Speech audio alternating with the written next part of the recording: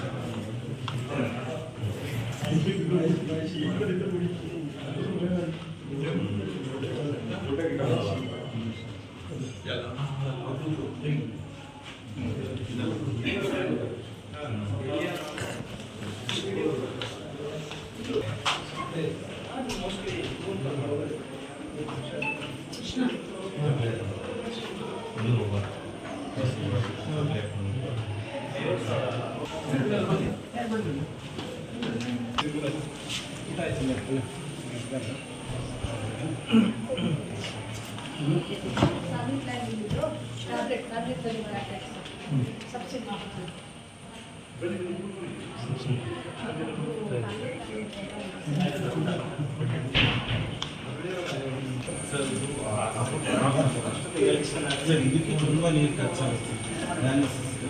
ನಮಗೆ ತುಂಬ water capacity ಆಗ್ತಿರೋದು.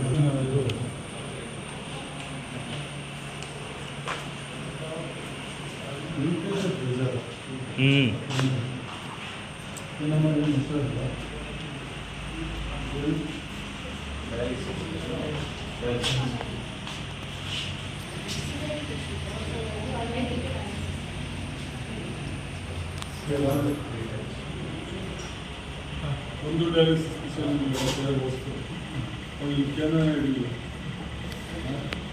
ಪತ್ರಿಕೆಯಲ್ಲಿ ಯಾರು ಹೇಳಿದ್ದಾರೆ ಬಾಯಿಗೆ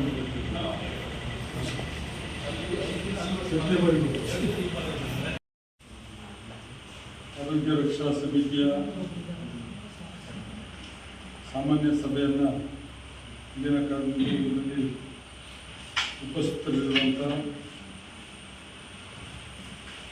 ನಮ್ಮ ಆರೋಗ್ಯ ರಕ್ಷಾ ಸಮಿತಿಯ ಸದಸ್ಯರಾದ ಶ್ರೀಯುತ ರಾಜ್ಕುಮಾರ್ ಅವರ, ಶ್ರೀಯುತ ಹದ್ದೂರು ನಾಗರಾಜ್ ಅವರ, ನಾಗೇಶ್ ಬಿನ್ ಗೋಜಾರ್ ಅವರ,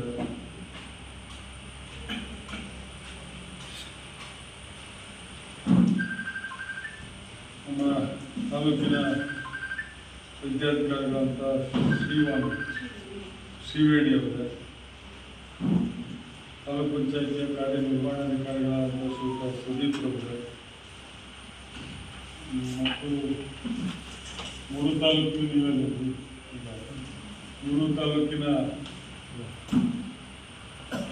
ತಾಲೂಕು ವೈದ್ಯಾಧಿಕಾರಿಗಳು ಶ್ರೀಯುತ ಮಹೇಂದ್ರ ಕಿರೀಟಿ ಅವರು ಮತ್ತು ಈ ಕಾರ್ಯಕ್ರಮದಲ್ಲಿ ಉಪಸ್ಥಿತರಿರುವ ನಮ್ಮ ಬ್ಲಾಕ್ ಕಾಂಗ್ರೆಸ್ನ ಅಧ್ಯಕ್ಷರು PS ರಮೇಶ್ ಗೌಡರು, ಜಿಲ್ಲಾ ಸಹಕಾರಿ ಬ್ಯಾಂಕಿನ ನಿರ್ದೇಶಕರು ಮತ್ತು ಗೋ ಅಭಿವೃದ್ಧಿ ಬ್ಯಾಂಕಿನ ಅಧ್ಯಕ್ಷ ದಿನೇಶ್ ಹೆಗಡೆ ಅವರು, ನಮ್ಮ ಹಿಂದಿನ ತಾಲೂಕು ಪಂಚಾಯಿತಿಯ ಸದಸ್ಯರಾದ ಕುಲಾಮಣಿ ವೆಂಕಟೇಶ್ ಅವರೇ, ನಮ್ಮ ಗ್ರಾಮ ಪಂಚಾಯಿತಿಯ ಶಾಂತ ಲಕ್ಷ್ಮೀಶ್ ಅವರೇ, ನಮ್ಮ ಬೆಳಂದೂರು ದೇವರಾಜ್ ಅವರೇ, ನಾಗರಾಜ್ ಅವರೆಲ್ಲ, ಮೂರ್ತಿ ಅವರೇ, ಇದೆಲ್ಲ ವೈದ್ಯಾಧಿಕಾರಿಗಳು ಮತ್ತು ಶೃಂಗೇರಿಯ ತಾಲೂಕು ಆಸ್ಪತ್ರೆ ಎಲ್ಲ ಸಿಬ್ಬಂದಿ ವರ್ಗದವರು, ಮಾಧ್ಯಮದ ಸ್ನೇಹಿತರಂತ ರಘುರವರೇ ಮತ್ತು ಸಾರ್ವಜನಿಕ ಬಂಧುಗಳು, ಭಾಳ ದಿನಗಳಿಂದ ಕಾರಣಾಂತರಗಳಿಂದ ಈ ಸಭೆ ನಡೆಸಲಿಕ್ಕೆ ಸಾಧ್ಯ ಆಗಿರಲಿಲ್ಲ. ಕಾರಣ ನಿಮಗೆ ಗೊತ್ತೇ ಇದೆ. ಹಿಂದೆ ಕಾಲಕ್ಕೆ ಸರಿಯಾಗಿ ಯಾವಾಗ ಅವಶ್ಯಕತೆ ಇದೆಯೋ ಆವಾಗ ನಾವು ತಾಲೂಕಿನ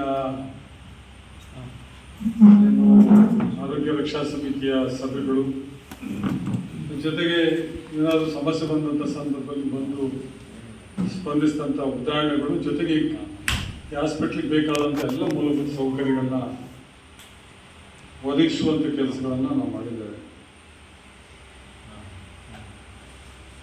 ಹಾಗೆಯೇ ಆಕ್ಸಿಜನ್ ಉತ್ಪಾದನಾ ಘಟಕ ಮತ್ತು ರೀಫಿಲ್ಲಿಂಗ್ಗೆ ನಾವು ಮುಂದೆ ಉಡುಪಿ ಶಿವಮೊಗ್ಗಕ್ಕೆ ಹೋಗ್ಬೇಕಿತ್ತು. ಆ ರೀಫಿಲ್ಲಿಂಗ್ ಘಟಕ ಕೂಡ ಮಂಜೂರಾಗಿದೆ. ಕೆಲವು ಹಾಲಿ ಇರುವಂಥ ಆಕ್ಸಿಜನ್ ಉತ್ಪಾದನಾ ಘಟಕ ದುರಸ್ತಿ ಆಗಬೇಕಾಗಿದ್ದರಿಂದ ವಿಳಂಬ ಆಗ್ತದೆ, ಅದು ಕೂಡ ಆಗ್ತದೆ. ಸುತ್ತ ಹಾಸ್ಪಿಟಲ್ ಸುತ್ತ ಬಹುಶಃ ಇಂಟರ್ಲಾಕು, ರಸ್ತೆ ಇವುಗಳೆಲ್ಲ ಮಾಡಿಕೊಟ್ಟಿದ್ದೇವೆ. ಸ್ವಲ್ಪ ರಸ್ತೆ ಹಾಳಾಗಿದೆ. ಮಳೆ ಕಳೆದ ನಂತರ ಹೊಸದಾಗಿ ಮತ್ತೆ ಡಾಂಬರೀಕರಣ ಮಾಡಿಸ್ಕೊಳ್ಳುವಂಥ ಕೆಲಸಗಳನ್ನು ನಾವು ಮಾಡ್ತೇವೆ.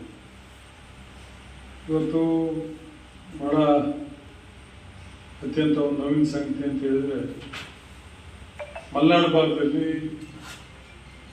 ಗ್ರಾಮೀಣ ಸೇವೆ ಕಡ್ಡಾಯ ಇದ್ದರೂ ಕೂಡ MBBS ಮಾಡಿದಂಥ ಡಾಕ್ಟರ್ ಆಗಲಿ ಅಥವಾ MD ಮಾಡಿದಂಥ ವೈದ್ಯಾಧಿಕಾರಿಗಳು ಮಲೆನಾಡಲ್ಲಿ ಕೆಲಸ ಮಾಡೋದಕ್ಕೆ ಸ್ವಲ್ಪ ಹಿಂದೆ ಬೀಳ್ತಾರೆ. ಬಂದವರು ಕೂಡ ಕಾರಣ ಹೇಳಿ ಹೊರಗಡೆ ಹೋಗ್ತಾ ಇರ್ತಕ್ಕಂಥ ತಮಗೆ ಗೊತ್ತಿದೆ. ಅಂಥ ಸಂದರ್ಭದಲ್ಲಿ ಶ್ರೀವೇಣಿ ಅವ್ರು ಬಂದು ನಾನು ಇಲ್ಲಿ ಕೆಲಸ ಮಾಡ್ತೀನಿ ಅಂತೇಳಿ ಕೆಲಸ ಮಾಡ್ತಾರೆ. ಜೊತೆಗೆ ಇನ್ನೂ ಇಬ್ಬರು ಆರ್ಥೋಪೆಡಿಷಿಯನ್ನು ಮತ್ತು ಫಿಸಿಷಿಯನ್ನು ಅನಸ್ತೇಶಿಯಾ ಶ್ರೀನಿವಾಸ್ ಡಾಕ್ಟರ್ ಕೂಡ ಇದ್ದಾರೆ. ಶ್ರೀನಿವಾಸ್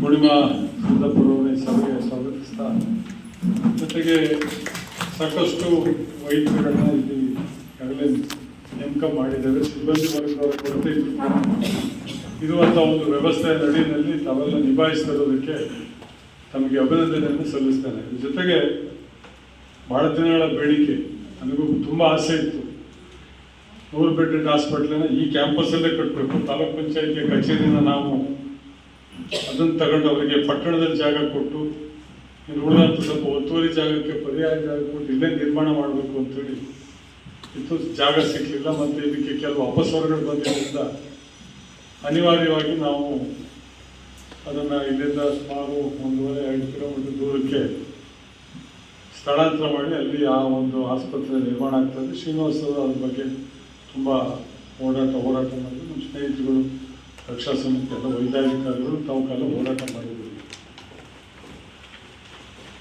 ಇವತ್ತು ಬಹುಶಃ ನಮಗೆ ಶೃಂಗೇರಿಯ ಜನಸಂಖ್ಯೆಗೆ ಅನುಗುಣವಾಗಿ ಅದು ಬಹಳ N4 ನ್ಯೂಸ್, ಇದು ನಿಮ್ಮ ಧ್ವನಿ.